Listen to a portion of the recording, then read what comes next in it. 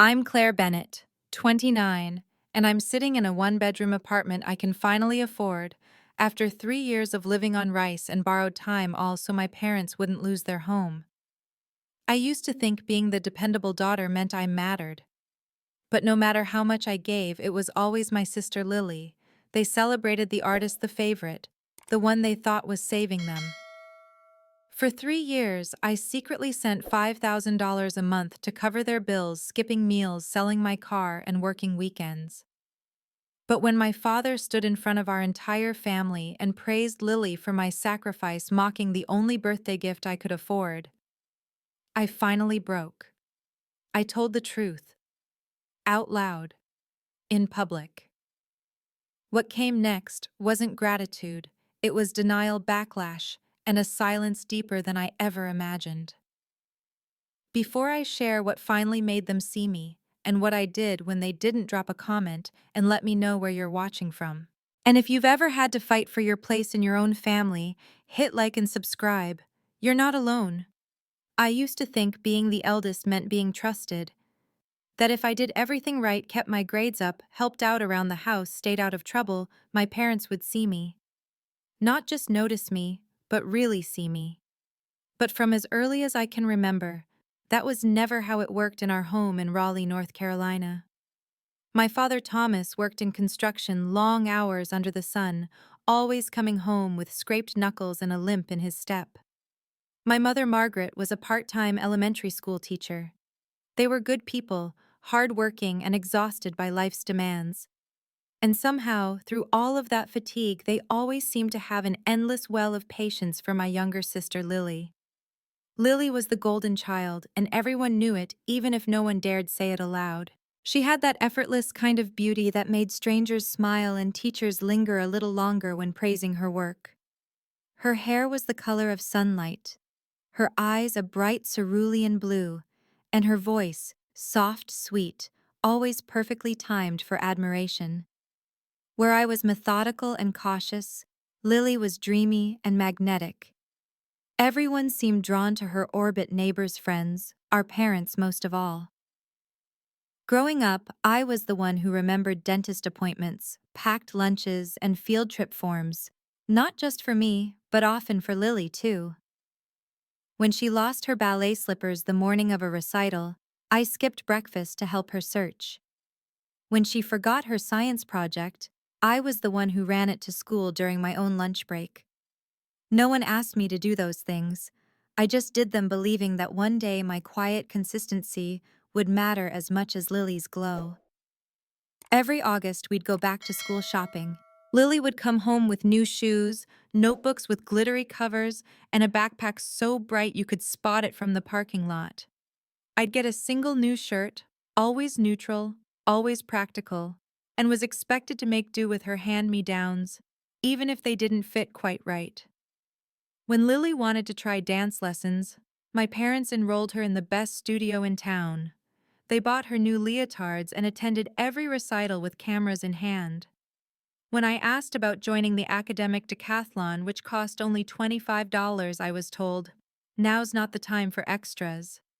It didn't take long to realize that in our family, love was not distributed equally. It was weighed against beauty charm and how well you played the part of someone worth investing in. The moment that stayed with me most was the piano conversation. Lily and I both begged for lessons. We'd saved our allowances, even wrote little notes to plead our case. I thought maybe for once we'd be treated the same. Instead, my father looked directly at Lily and said, "Sweetheart, you just have that musical spark. Claire's more of a practical thinker. She'll understand." And I did. Or at least I pretended to. I smiled, congratulated Lily, and sat through her first recital clapping with every other proud parent in the audience. But inside, something began to sink. A quiet ache. A question I never said aloud. What more do I have to do to be chosen? I didn't know it then, but that ache would follow me for years. By the time I entered high school, the differences between how Lily and I were treated were no longer subtle. They were structural, embedded into every choice my parents made, every resource they distributed, and every ounce of attention they gave. Lily became the heart of every family conversation, the name most often on my parents' lips. She had joined the school's drama club, and from the moment she stepped on stage, it was like the world, especially my parents, rearranged itself to spotlight her. Posters of her school plays were pinned to the fridge. Mom rearranged work hours to attend rehearsals. Dad once drove 2 hours just to see her perform in a one-act competition that barely lasted 15 minutes. Meanwhile, I was quietly earning a 4.2 GPA and holding down a part-time job at a grocery store to start saving for college. I came home from shifts with aching feet, my hair smelling like produce and bleach, but never once did I hear, "You're working so hard, we're proud of you." Not because they weren't proud necessarily, but because I don't think it ever occurred to them that my efforts were worth celebrating. The night I was inducted into the National Honor Society, I stood in a borrowed blazer and gave a short speech to a room of beaming parents. Except mine weren't there. Lily had a dress rehearsal, and that took precedence.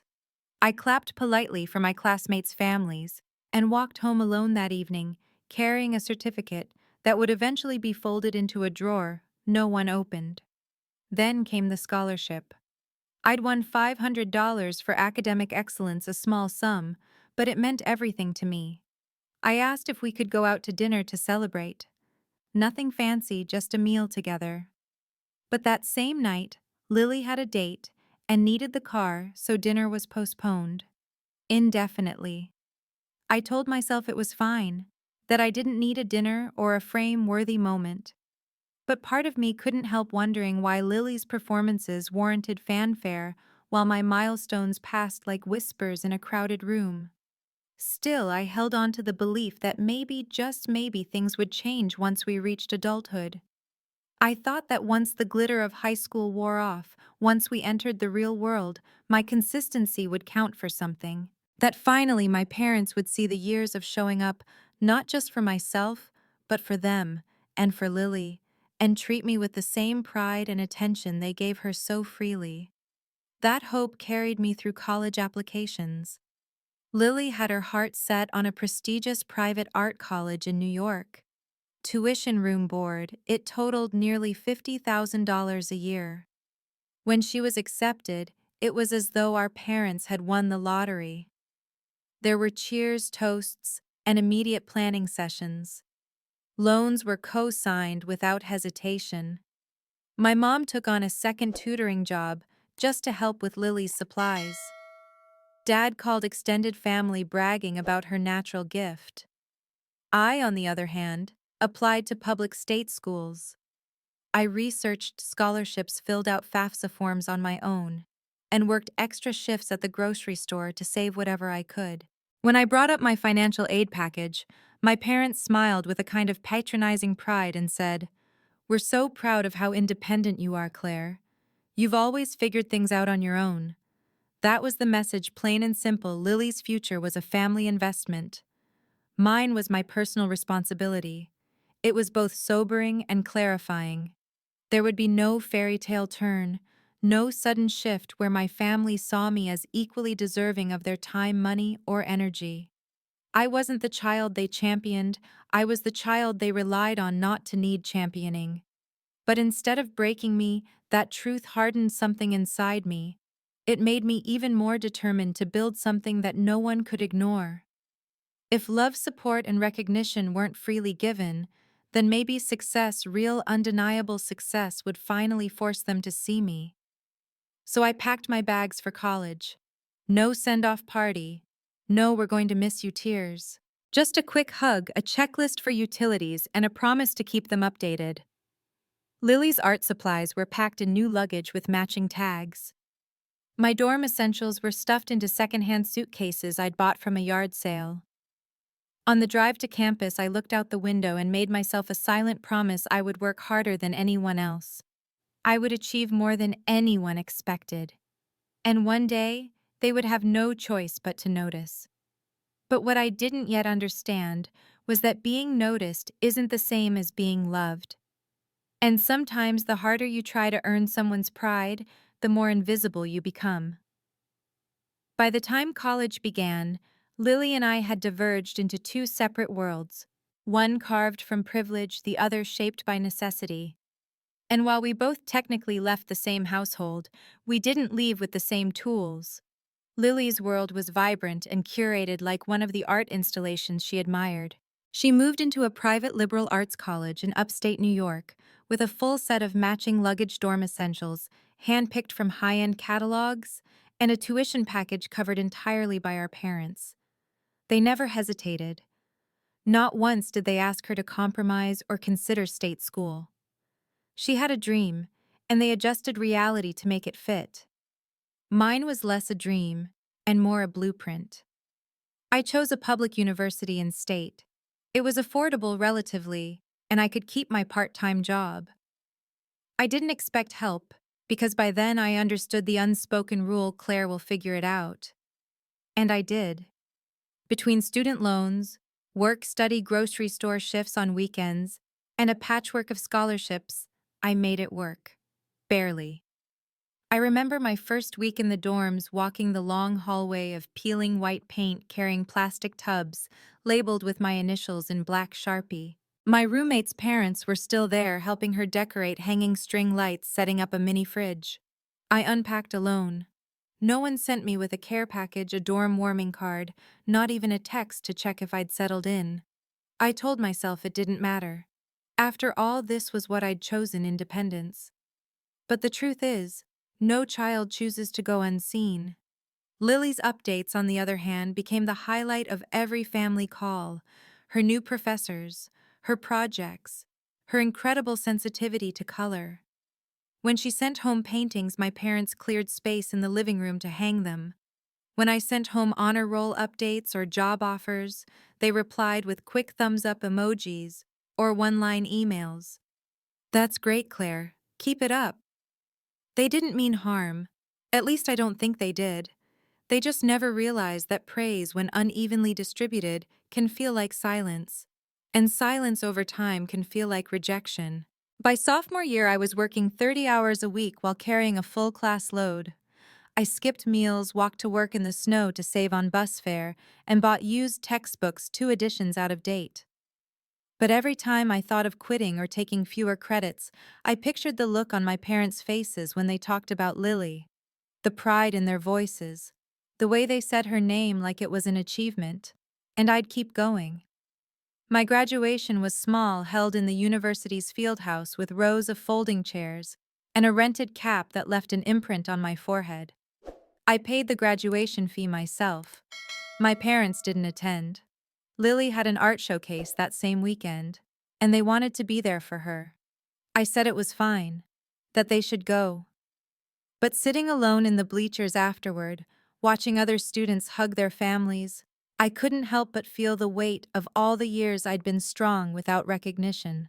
That was the day I realized something fundamental in my family: love was not unconditional.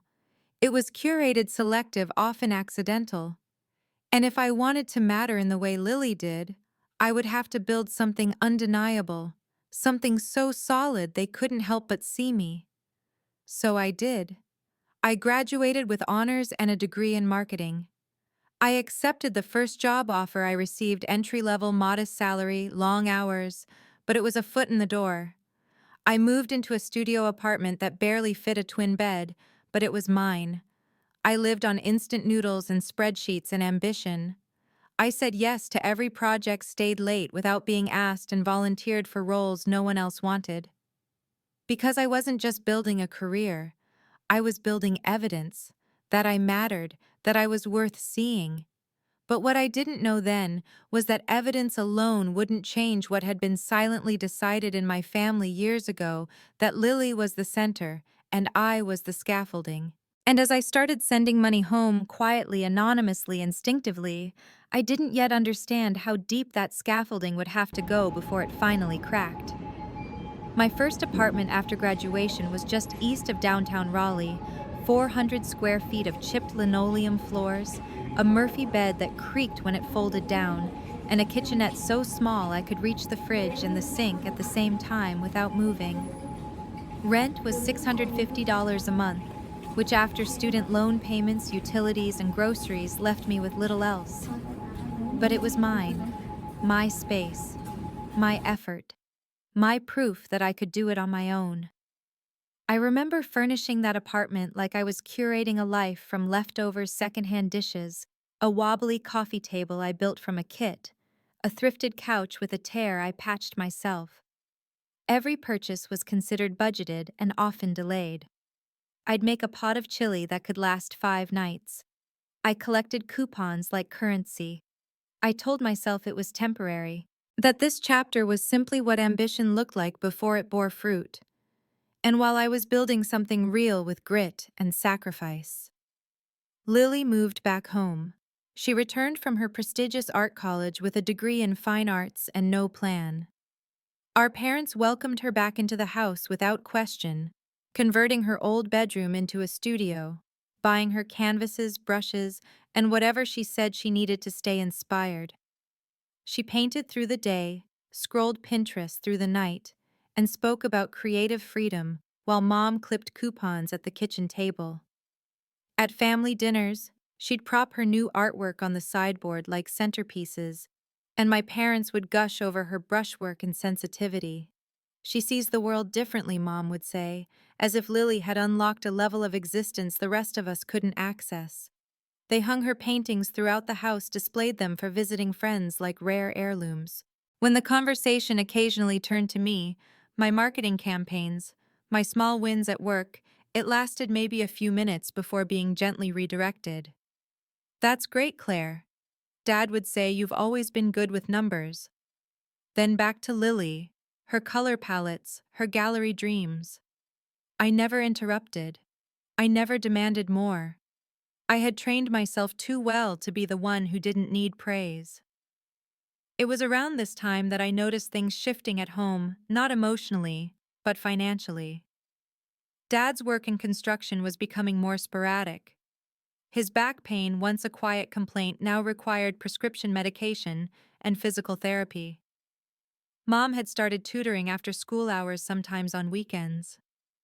I saw the exhaustion settle into their faces like shadows they couldn't shake. One night I overheard Dad on the phone with the electric company asking for an extension. Another time I noticed Mom quietly swapping branded cereal for store-brand knockoffs.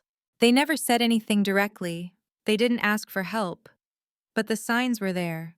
So I did what I'd always done, I stepped in quietly. I set up an automatic monthly transfer from my checking account to theirs. It started at $200. Just enough I hoped to ease a bill or buy groceries. I never told them it was from me. I even made sure the transfer label was generic. I didn't want credit. I just didn't want them to struggle.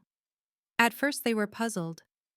I remember Mom mentioning the deposits at dinner once, laughing nervously. "Must be a glitch," she said.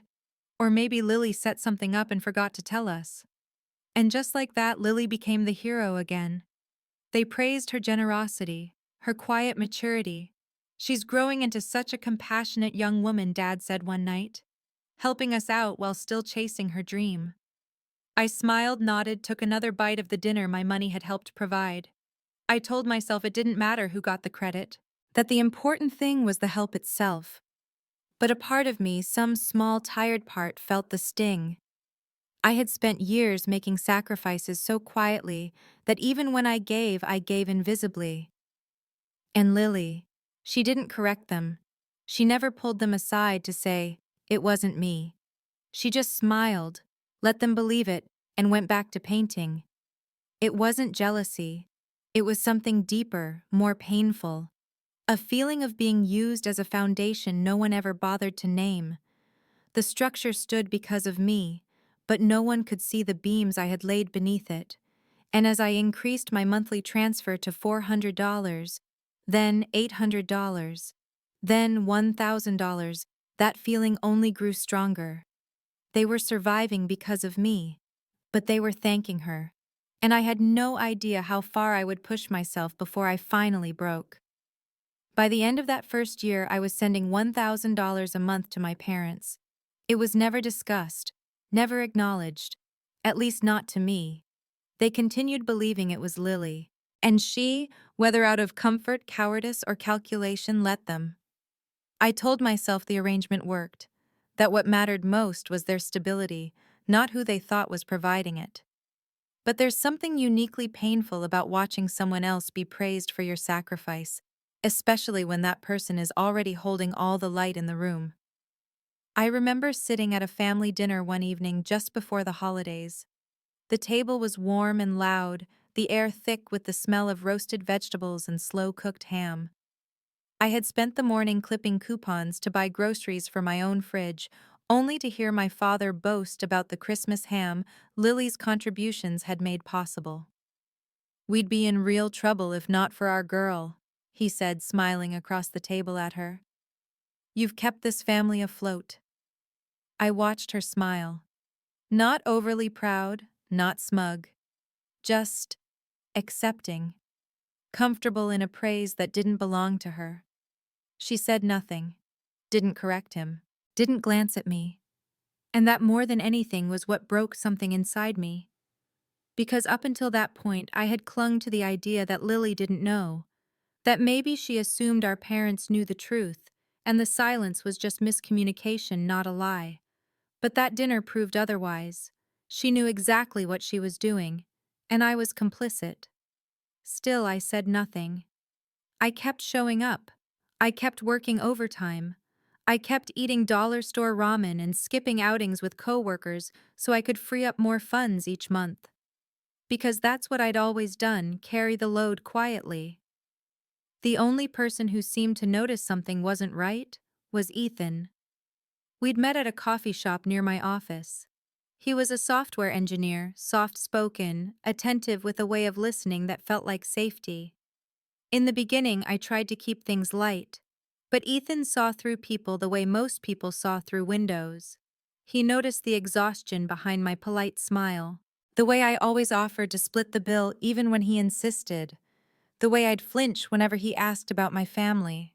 One night, after attending one of our family dinners with me, he waited until we were back in my apartment, me curled up on my torn couch, him on the floor beside me with his back against the wall. "I don't mean to overstep," he said gently, "but do they always treat you like that? Like what I asked, pretending I didn't know? Like background noise?" I didn't answer. He leaned his head back, exhaled. "Claire, you deserve more." That was the first time someone had said those words to me without strings, without expectation. Not "you've always been reliable" or "you're so strong but you deserve more." Over the next few months, Ethan started naming the things I had forced myself not to see.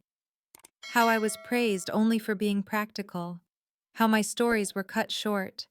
How Lily's smallest effort was met with applause while my sacrifices went unspoken. "It's like you're running a relay with no baton," he said once. "You just keep moving forward, but no one's ever passed anything to you." He didn't know about the money yet. I couldn't bring myself to tell him. Partly because I was embarrassed, but mostly because I knew what he'd say, that this wasn't just generosity. It was erasure. And he would have been right. Still, I kept sending it. Month after month.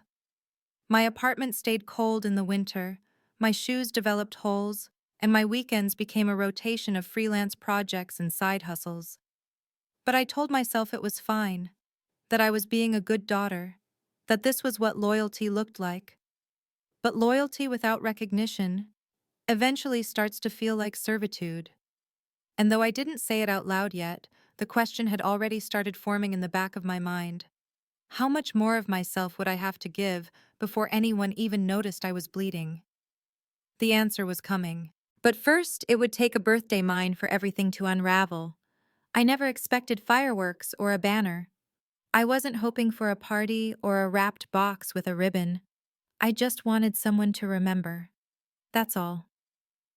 As my 25th birthday approached, I did what I'd learned to do best: manage expectations. I dropped gentle reminders in group texts.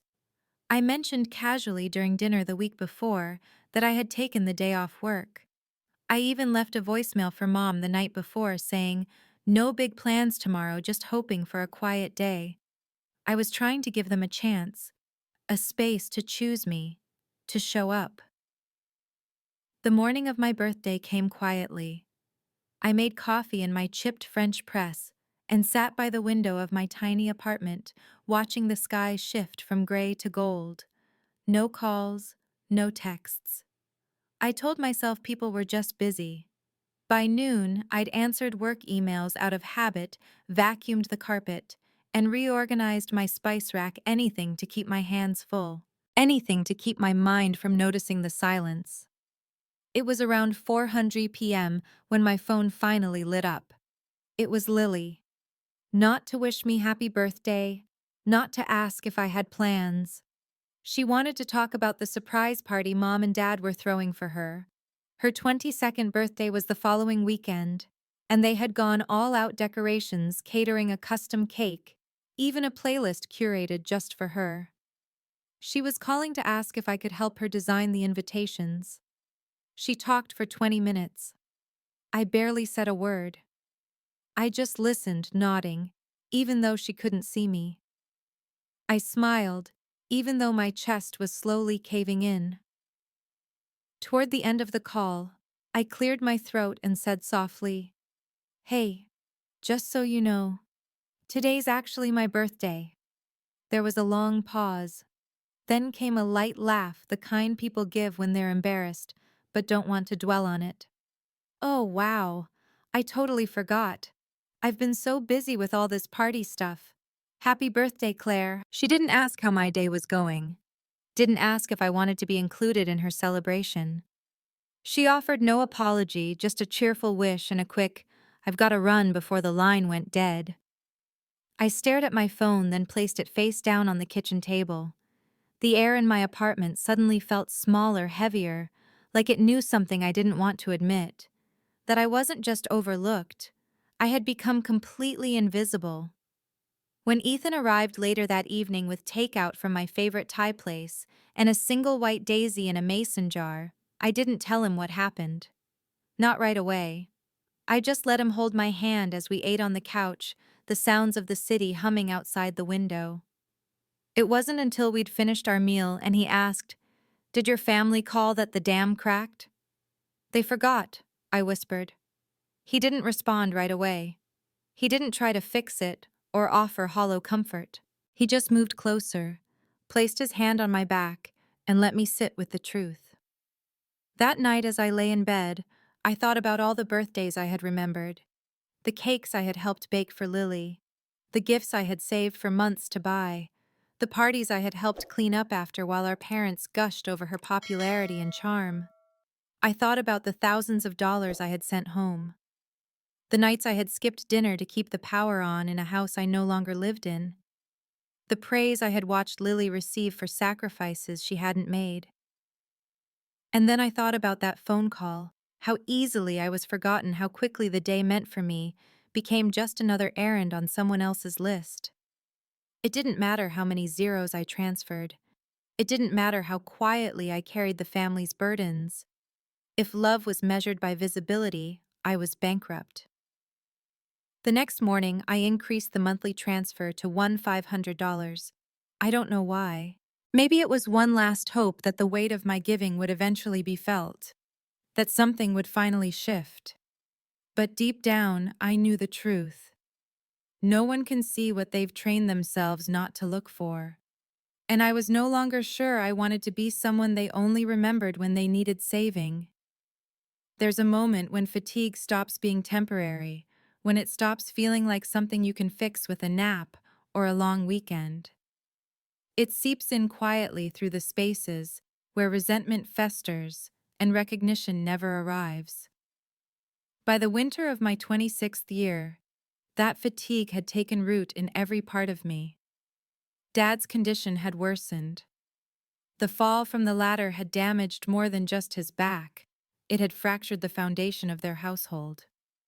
He was out of work for months. The surgery alone wiped out their savings, and workers' compensation barely covered a portion of what they needed. Medical bills stacked up. Therapy sessions, prescriptions, gas to and from appointments. I watched my parents slowly lose their grip on the life they had once held together with quiet pride. And I stepped in again. I increased the monthly transfer to $3,000. It was a number I didn't speak aloud to anyone, not even Ethan. I didn't want to say it, because saying it would make it real, and making it real would mean acknowledging the enormity of what I was giving away. To afford it, I stripped my life down to the studs. I moved out of my modest studio into a basement-level apartment in a far less desirable part of Raleigh. The new rent was $450 a month, but it came with mold, no natural light, and a radiator that worked only when it felt like it. I sold my car, started relying entirely on the city bus. I canceled every subscription, stopped going to the gym, declined every happy hour. I clipped coupons for discount groceries and bought clothes only when something had worn through. By spring, I was eating mostly rice and canned vegetables. My shoes had holes in the soles. My work wardrobe shrank to 2 pairs of pants and 3 blouses I rotated through the week. Still, the money went out like clockwork on the 15th of every month, just before bills were due. At home, Lily thrived. She was still living rent-free in the house I was secretly funding, still ordering organic groceries, posting brunch photos with friends, and getting weekly manicures. Still painting, always painting, and talking about the art world like it owed her something. When Dad winced climbing the stairs, she'd rub his shoulder for a second, then return to adjusting the lighting on her canvas. She spoke about sacrifice as an idea. I was living it. And yet, at every family dinner, the narrative stayed the same. Lily just has this gift for knowing what we need, Mom would say, eyes damp with gratitude. She never complains. She just helps, Dad would add, giving her hand a proud squeeze. She has such a generous soul, Aunt Carol once told me at a family gathering. You're lucky to have a sister like her. I wanted to scream, but I didn't.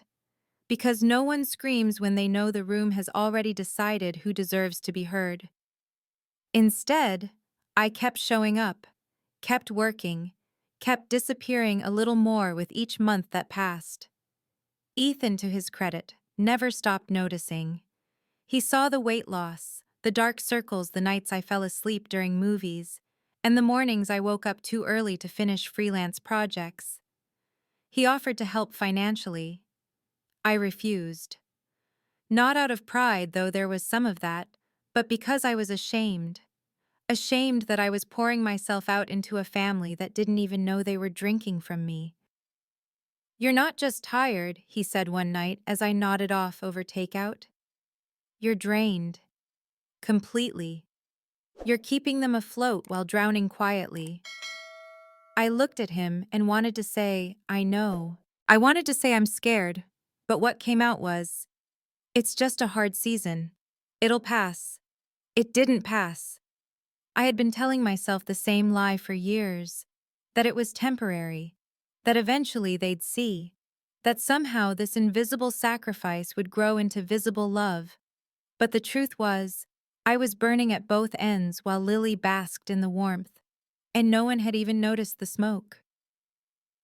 Lily's 25th birthday was a full production: streamers, string lights, personalized cupcakes with edible gold dust, a guest list longer than our family reunion. Mom said she wanted it to be special, something to remind Lily how loved she is. And all I could think about was how 3 years earlier, my 25th birthday had passed unnoticed except for a call from Lily to ask me to help design her party invitations. Still, I showed up.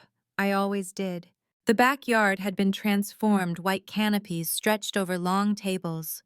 Mason jars with floating candles lined every surface, and Lily's paintings hung like curated gallery pieces around the patio.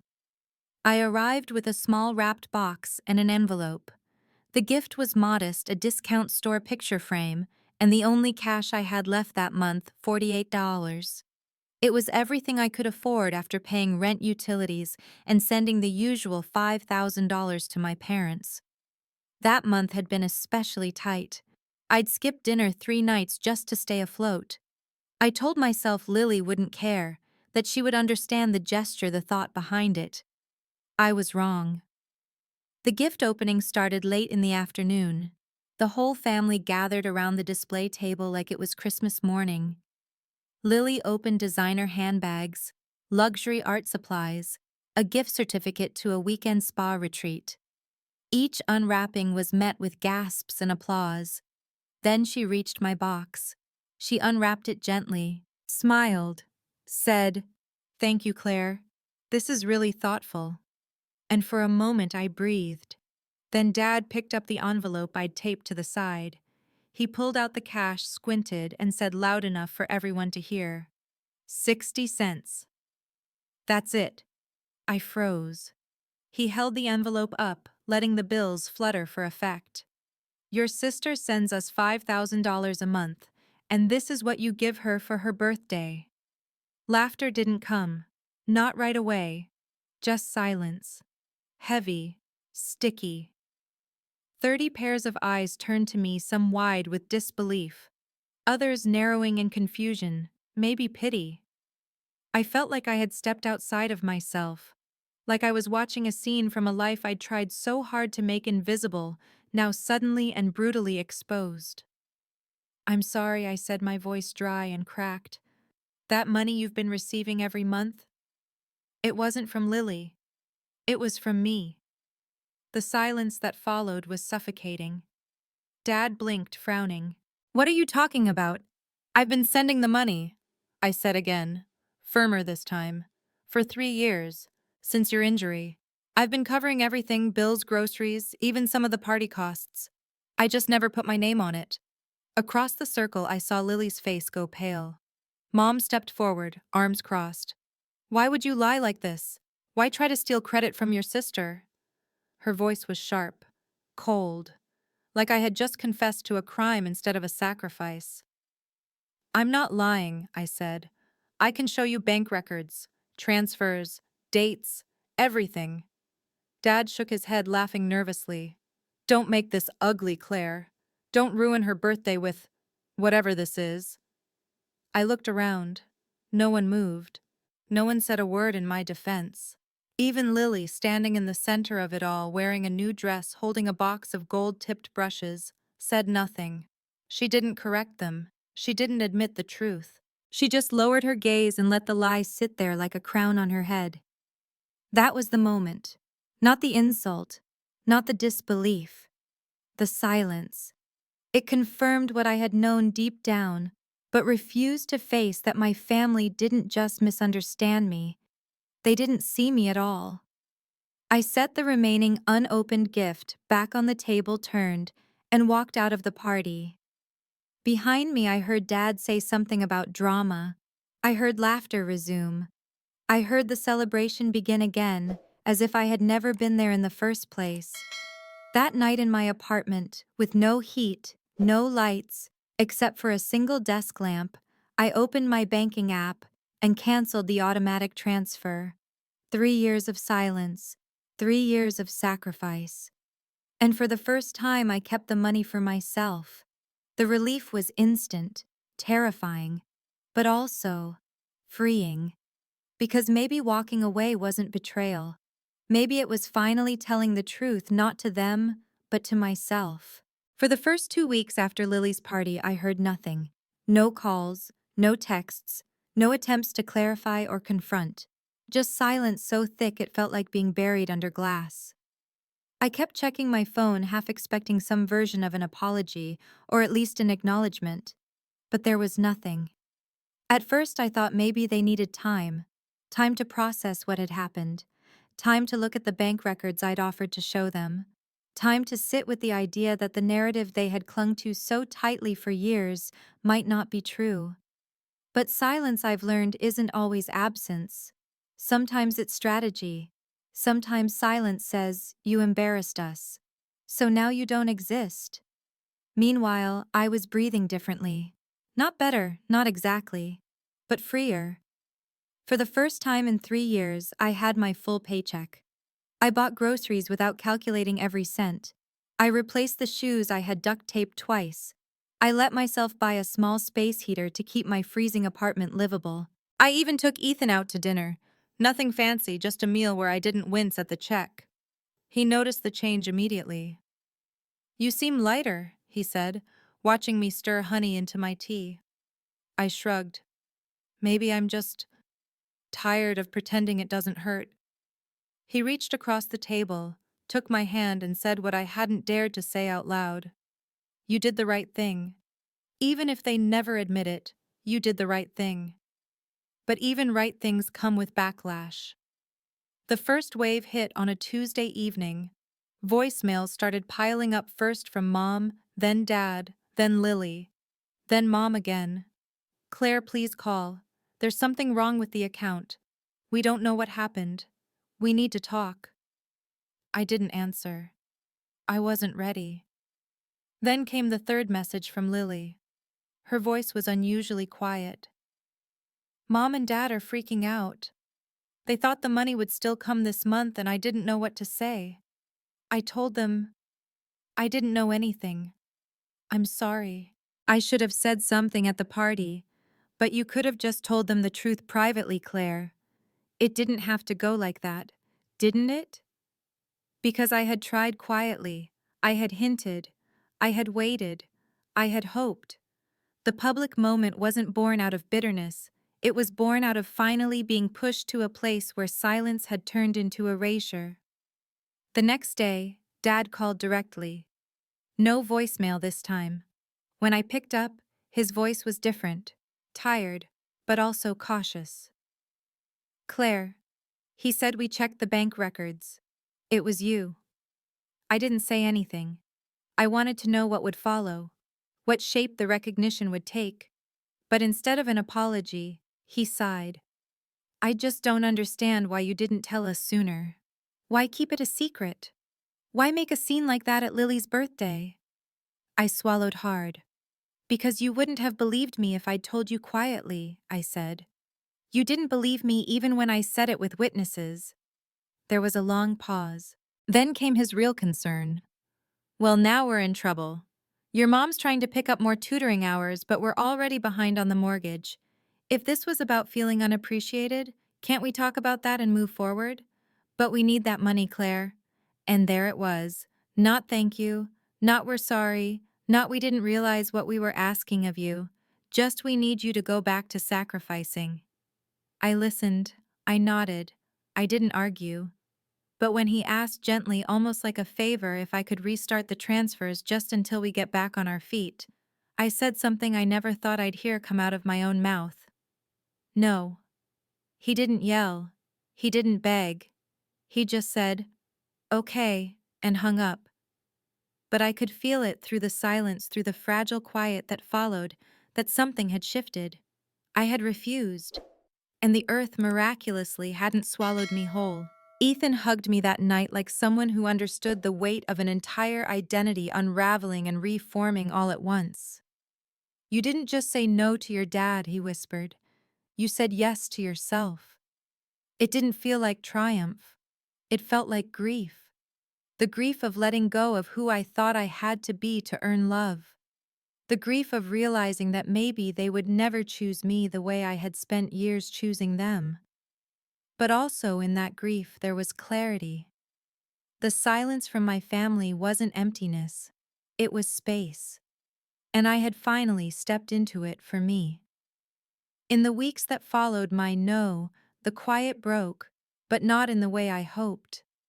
It didn't come in the form of understanding, or accountability, or even a late apology wrapped in discomfort. No. What came was something far more familiar, far more practiced. Pressure. It started with Mom. She called, her voice already trembling before I answered. Claire, we're going to lose the house. Your dad's in pain. I'm working evenings and weekends now. Lily's trying her best, but she's not in a position to cover everything. Please, I know you're upset, but this isn't the time to make a point. Not the time to make a point. As if 3 years of silent sacrifice, of giving until I had nothing left, had been nothing more than some petty grudge. As if the humiliation at Lily's party hadn't been a breaking point, but a tantrum. I didn't yell. I didn't defend. I just said calmly, I'm not doing this anymore without respect, without acknowledgement, and without change. She cried, told me I was cold, said I'd become someone she didn't recognize. And maybe she was right. Maybe she didn't recognize me, because for the first time in my life, I wasn't folding. Then came Lily, a long, carefully worded message full of flowery guilt. Family is supposed to support each other without keeping score, Claire. It's not about who gave more, it's about doing what's needed when it matters most. I never asked to be the favorite. You could have said something sooner. What she didn't say, but what echoed behind every word, was clear.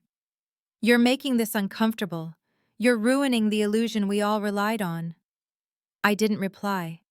And that silence became its own offense. So they escalated. Calls from aunts, uncles, cousins I hadn't heard from in years. Suddenly, everyone had something to say. Claire, your mom says she can't sleep at night. Is that really what you want? You've always been the strong one. Why are you acting like this now? Don't let pride come between you and your family. And the most painful one, the one that nearly cracked me, came from my grandmother. 83 years old, kind-eyed, and once the only person in the family who'd made me feel truly seen. She called, her voice soft and weary. Sweetheart, I raised you better than this. Your parents need you. Why would you let them struggle like this when you can help? That's not who you are. I closed my eyes. Because she was right. That was who I'd always been. The helper, the bridge, the quiet one who filled in the gaps without asking for credit, the one who made sacrifices feel seamless.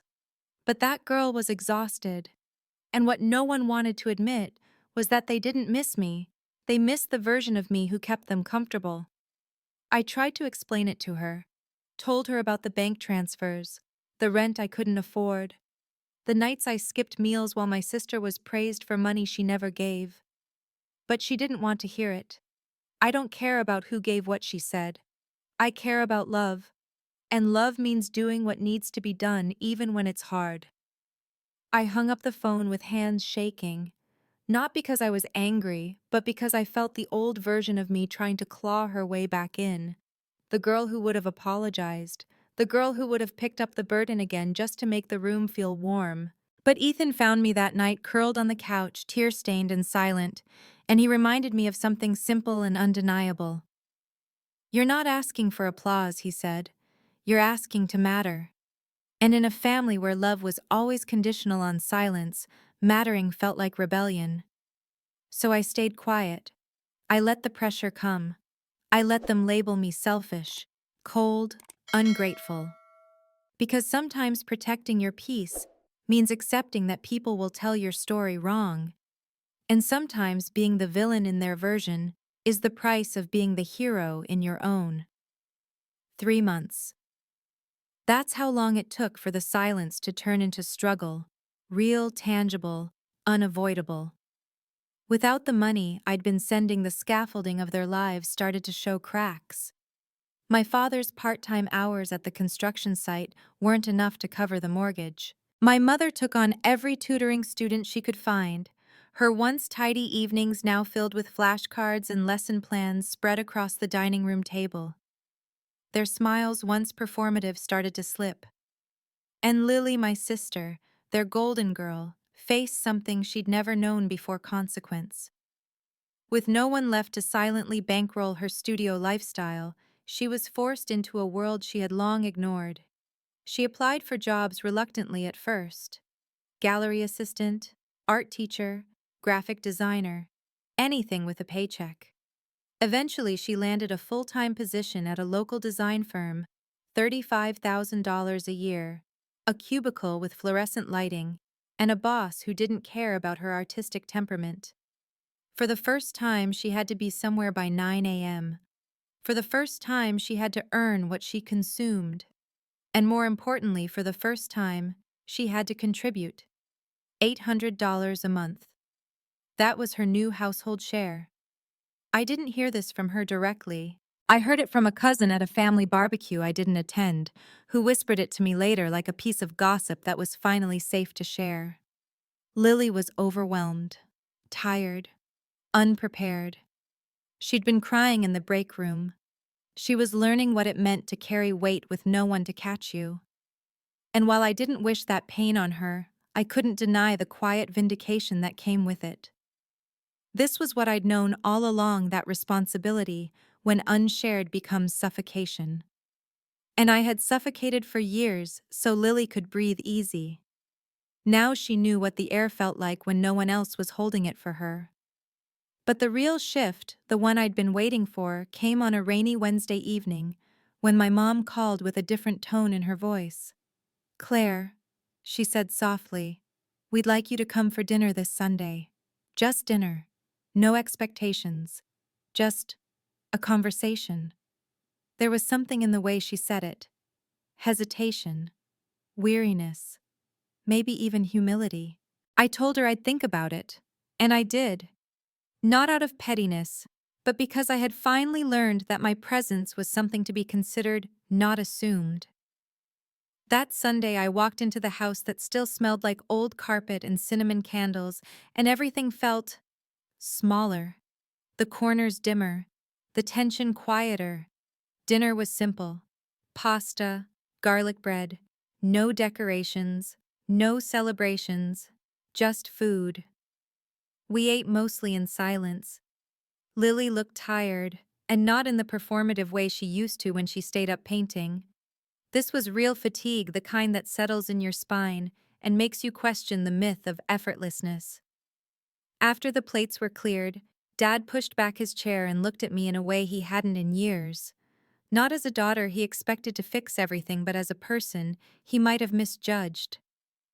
"We owe you an apology," he said. I didn't move. "We were wrong about the money," he continued. "Wrong about the party. And wrong about how we've treated you." My mother nodded, her eyes glassy. "We've always been proud of you, Claire," she said. "But we made the mistake of thinking you didn't need it," said out loud. "That you didn't need the attention. We assumed strength meant you didn't need anything."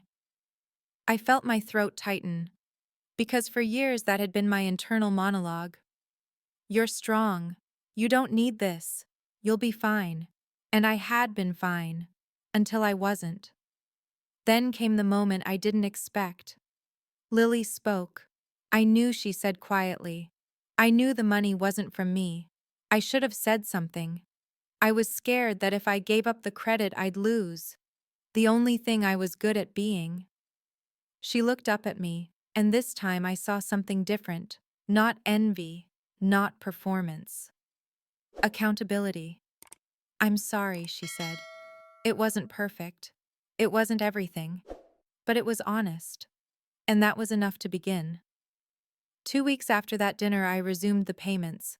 Not because they asked, and certainly not because they expected it, but because this time I chose it, not out of guilt, not out of silence, but out of clarity. The difference was everything. I sat down with my parents and set the new terms. I would contribute $2,000 per month, an amount that still offered meaningful support, but one I could manage without sacrificing my health, my relationship, or my dignity. I made it clear this wasn't a return to the old pattern. This was a bridge, not a crutch. They listened, really listened. No interruptions, no assumptions, just acknowledgement. For the first time, the money I gave wasn't invisible. It wasn't misattributed. It wasn't absorbed into a narrative that erased me. They thanked me, out loud, in full. They told me how it would be used, invited me into financial decisions, and checked in to ask how I was doing, not just financially, but emotionally. And perhaps most surprising of all, Lily didn't retreat. She didn't collapse under the weight of accountability. She stepped up. She stayed at her job, continued contributing her share, and even began offering to cover groceries or utilities when she had extra. She asked for my help reviewing her new budget. And for the first time in our lives, we weren't sister and shadow, we were equals. The dynamic that had once been quietly cruel had shifted into something sustainable, mutual, adult. It took time.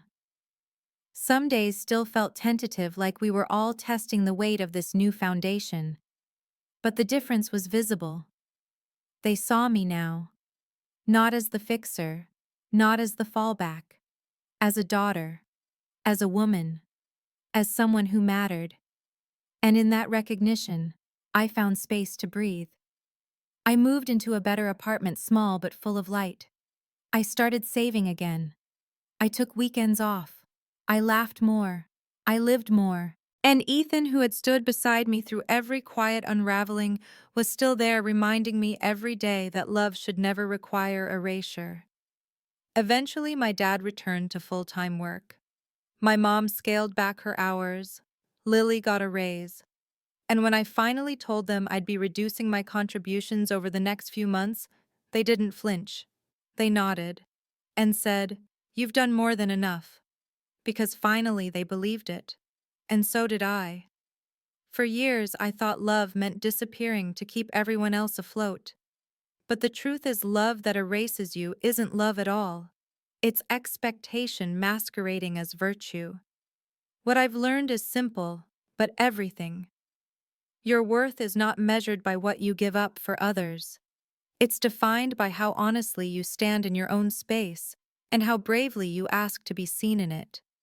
If this story resonated with you, if you've ever felt invisible in your own family or struggled to reclaim your place, leave a comment below.